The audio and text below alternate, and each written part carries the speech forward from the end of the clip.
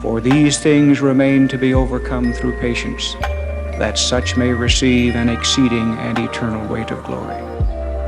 A patient disciple, for instance, will not be surprised nor undone when the church is misrepresented.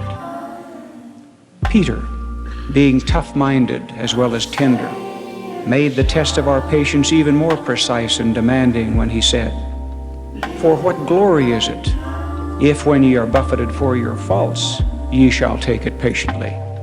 But if when ye do well and suffer for it, ye take it patiently, this is acceptable with God."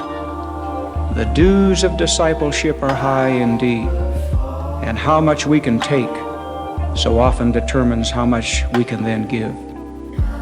I believe it was George MacDonald who observed that in the process of life, we are not always the already tempered and helpful hammer which is shaping and pounding another. Sometimes we are merely the anvil. Thus, as already indicated, patience is a vital, mortal virtue in relation to our faith, our free agency, our attitude toward life, our humility, and our suffering. Moreover, patience will not be an obsolete attribute in the next world. My brothers and sisters, the longer I examine the gospel of Jesus Christ, the more I understand that the Lord's commitment to free agency is very, very deep, so much deeper than is our own. The more I live, the more I also sense how exquisite is His perfect love of us. It is, in fact, the very interplay of God's everlasting commitment to free agency and His everlasting and perfect love for us, which inevitably places a high premium upon the virtue of patience. There is simply no other way for true growth to occur. God's attributes of omniscience and omnipotence no doubt made the plan of salvation feasible, but it was His perfect love which made the plan inevitable, and it is His perfect patience which makes it sustainable. Do we not get a breathtaking glimpse of God's perfect patience in the execution of the plan of salvation again and again, concerning which He has said, "My course is one eternal round." Thus it is that patience is to human nature what photosynthesis is to nature.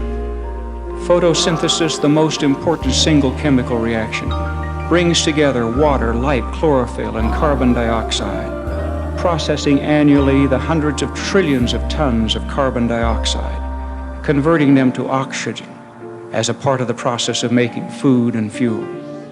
The marvelous process of photosynthesis is crucial to life on this planet, and it is a very constant and patient process. So too is an individual's spiritual growth. Neither patience nor photosynthesis are conspicuous processes. Patience is always involved in the spiritual chemistry of the soul. Not only when we try to turn the trials and tribulations, the carbon dioxide as it were, into joy and growth, but it is also an element which builds upon the seemingly ordinary experiences to bring about happy and spiritual outcomes.